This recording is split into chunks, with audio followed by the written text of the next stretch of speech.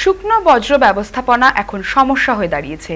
তবে এই সমস্যার সমাধানে এবার এগিয়ে এলো উত্তর কলকাতার নামী পুজো কমিটি টালা প্রত্যয়। শুকনো বজ্র প্রক্রিয়াকরণের মাধ্যমে চারকোল তৈরি করতে ইকোজেনিক প্রকল্প বাস্তবায়ন করার সিদ্ধান্ত গ্রহণ করেছে তারা।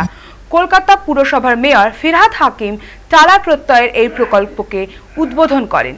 শারদ উৎসব উপলক্ষে একদিকে দুর্গাপুজোর আয়োজন, অন্যদিকে তাদের নতুন পরিকল্পনা ইকোজেনিক, অর্থাৎ সাধারণ মানুষের ফেলে দেওয়ার অব্যবহৃত জিনিসপত্র নতুনভাবে ব্যবহারযোগ্য করে তুলে মানুষের কাজে লাগানোর পরিকল্পনা।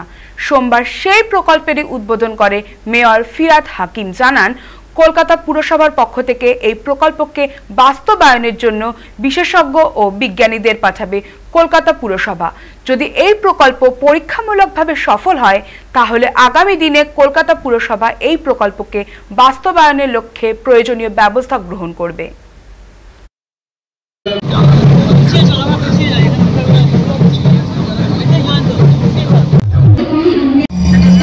এখানে ইঞ্জিনিয়ার এবং সায়েন্টিস্টরা এসে তাদের যে ওটার মেটেরিয়াল ভ্যালু কী বেরোচ্ছে, আমরা ডিসপোজ করতে পারবো কি না, এগুলো পাওয়ার প্ল্যান্ট নেবে কি না, এগুলো অনেকগুলো ফ্যাক্টর আছে।